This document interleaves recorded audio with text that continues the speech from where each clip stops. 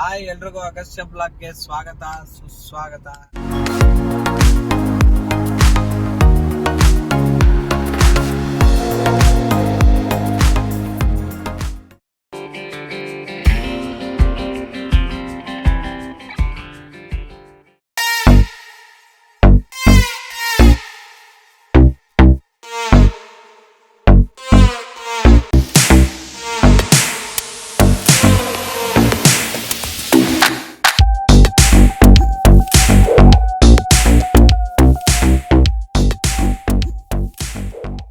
Actually ಇವಾಗ night 12 ಗಂಟೆ.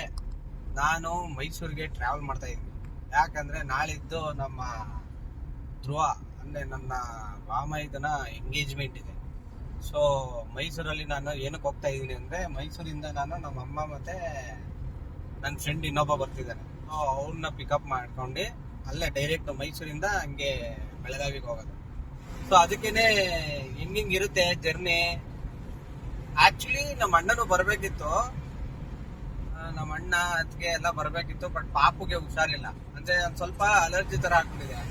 ಪಾಪುಗೆ ಹುಷಾರಿಲ್ಲ ಬೇರೆ, ಮತ್ತೆ ಪುನಃ ಈಗ ಟ್ರಾವೆಲ್ ಮಾಡಿದ್ರೆ ಈಗ ಅತ್ತಿಗೆಗೂ ಹುಷಾರಿಲ್ಲ. ಸೊ ಟ್ರಾವೆಲ್ ಮಾಡಿದ್ರೆ ಪುನಃ ಅದಕ್ಕೆ ಪ್ರಾಬ್ಲಮ್ ಆಗುತ್ತೆ ಅಂದ್ಬಿಟ್ಟು ಅವರು ಡಿಸ್ಕಂಟಿನ್ಯೂ ಆದ್ರು. ಸೊ ಈಗ ನಾನು, ನಮ್ಮಮ್ಮ, ನನ್ನ ಫ್ರೆಂಡು ನಾಳೆ ಬೆಳಗಾವಿಗೆ ಮೈಸೂರಿಂದ ಜರ್ನಿ ಸ್ಟಾರ್ಟ್ ಮಾಡ್ತೀವಿ.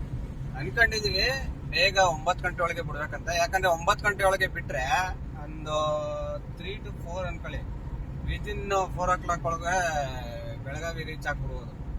ಸೊ ಬೇಗ ಬಿಟ್ರಷ್ಟು ಒಳ್ಳೇದು. ಇಲ್ಲ ಏನಕ್ಕಂದ್ರೆ ಮಧ್ಯಾಹ್ನದ ಹೊತ್ತು ಹೆವಿ ಬಿಸಿಲು, ಇವಾಗ ಗೊತ್ತಲ್ಲ ನಿಮ್ಗೇನೆ, ರಾತ್ರಿ ಬಿಸಿಲು ಐತೆ. ಅದಕ್ಕೋಸ್ಕರನೇ ಬೇಗ ಬಿಡೋ ಪ್ಲಾನ್ ಕೂಡ ಇದೆ. ಹೈವೇ ಇದು ಹೆಂಗೈತೆ ಅಂದ್ರೆ, ಮೈಸೂರು ಎಕ್ಸ್ಪ್ರೆಸ್ ಹೈವೇ ನೀವು ಒಂದ್ಸತಿ ಎಂಟ್ರಿ ಆದ್ರೆ ಎಲ್ಲೂ ಎಕ್ಸಿಟ್ ಇಲ್ಲ ಅಂದ್ರೆ ಎಕ್ಸಿಟ್ ಆಪ್ಷನ್ ಕೊಟ್ಟಿದ್ದಾರೆ. ನೀವು ಡೈರೆಕ್ಟ್ ಮೈಸೂರಿಗೆ ಸೊ ಆ ಥರ ಎಕ್ಸ್ಪ್ರೆಸ್ ಹೈವೇ ಚಿಂದಿ ಆಗೈತೆ ಮಾತ್ರ. ಆ್ಯಕ್ಚುಲಿ ಮೈಸೂರು ಬೇಕಿತ್ತು. ಮೊದಲು ಹೆಂಗಿತ್ತಂದ್ರೆ ಚಿಕ್ಕ ರೋಡು, ಯಪ್ಪ ಮೈಸೂರಿಗೆ 3.5 hours ಬರೋದೇ ದೊಡ್ಡ ಟಾಸ್ಕ್ ಆಗಿತ್ತು ಅವಾಗ. ಅಂದರೆ 4 hours, ಅದೇನಾದ್ರು ವೀಕೆಂಡ್ ಬಂದ್ಬಿಟ್ರಂತೂ ಎಲ್ಬಿ ಟ್ರಾಫಿಕ್ಕು. ಯಾಕಾದರೂ ಹಿಂಗೆ ಮೈಸೂರಿಂದ ಬರ್ತೀವೋ ಅಂತ ಅನ್ಸ್ಬಿಡ್ತಿತ್ತು. ಮತ್ತೆ ಎಷ್ಟೋ ಜನ ಬೈಕೊಂಡಿರೋದೈತೆ, ಏನು ಗುರು ಇಲ್ಲಿ ಒಂದು ರೋಡ್ ಮಾಡಿಲ್ಲ ಹಂಗೆ ಹಿಂಗೆ ಅಂತೆಲ್ಲ. ಬಟ್ ಈಗಂತೂ ಎಕ್ಸ್ಪ್ರೆಸ್ ಹೈವೇ ಆಗಿ ಮಸ್ತು. ಬಟ್ ಏನಂದರೆ ಎಲ್ಲರೂ ಅವರ ಲಿಮಿಟಲ್ಲಿ ಹೋಗಬೇಕು. ಏನಕ್ಕಂದರೆ ಇಲ್ಲಿ ಆಕ್ಸಿಡೆಂಟ್ಗಳು ಜಾಸ್ತಿ ಆಗಿದೆ. ಬಟ್ ನಾವೇನಂದರೆ ಅವ್ರ ಲಿಮಿಟಲ್ಲಿ ಹೋದರೆ ಏನು ಅಂಥದ್ದು ಆಗಲ್ಲ, ಒಳ್ಳೇದಾಯಿತು. ಮತ್ತು ಇಂಥದ್ದೆಲ್ಲ ಟ್ರಾನ್ಸ್ಪೋರ್ಟೇಷನ್ಗೆ ಯೂಸ್ ಆಗಬೇಕು, ಜನಕ್ಕೆ ಯೂಸ್ಫುಲ್ ಅಲ್ವಾ. ಏನಾದ್ರು ಒಂದು ಒಳ್ಳೇದಾಯ್ತದೆ ಅಂದರೆ ಕಮೆಂಟ್ ಮಾಡೋದು ಇದ್ದೇ ಇರ್ತಾರೆ ಕೆಟ್ಟವು. ಆ್ಯಕ್ಚುಲಿ ಇನ್ನೂ ಜಾಸ್ತಿ ಕವರೇಜ್ ಮಾಡಬೇಕಿತ್ತು. ಬೆಳಗಾವಿಗೆ ಹೋಗ್ಬೇಕಾದ್ರೆ ಆಗಿದೆ ಅವಾಂತರದ ಬಗ್ಗೆ. ಬಟ್ ಸಮಯ ಅಭಾವ ಇದರಿಂದ ಮತ್ತು ನನಗೂ ಆ ಟೆನ್ಷನಲ್ಲಿ ಮಾಡೋಕ್ಕಾಗಲಿಲ್ಲ.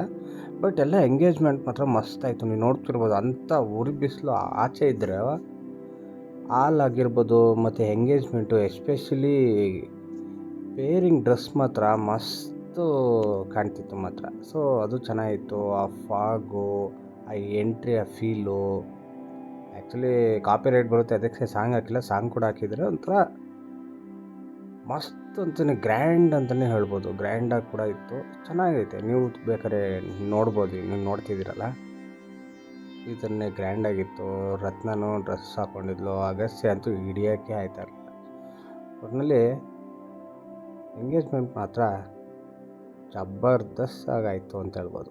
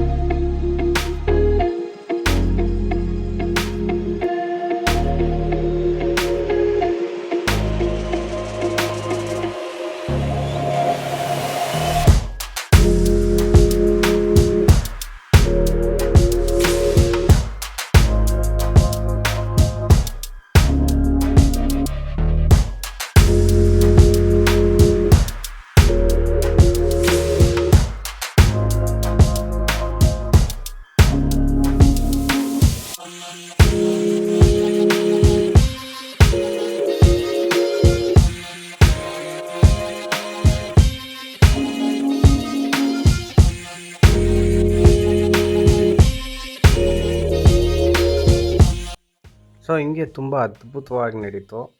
ಅಂದರೆ ಜನನೂ ಕೂಡ ನಾವು ಅಂದ್ಕೊಂಡಂಗೆ ಬಂದಿದ್ದರು. ಬಟ್ ಆ್ಯಕ್ಚುಲಿ ಇನ್ನೊಂದು 50 to 100 ಅಂದ್ಕೊಳ್ಳಿ, ಇಲ್ಲಾಂದ್ರೆ almost 75 approximate max to max 75 ಜನ ಕಡಿಮೆ ಆದರು, ಸ್ವಲ್ಪ ಉಳಿದಿತ್ತು. ಸೊ ಅದು ಬಿಟ್ರೆ ಇನ್ನೆಲ್ಲ ತುಂಬ ಚೆನ್ನಾಗಾಯಿತು ಎಂಗೇಜ್ಮೆಂಟು.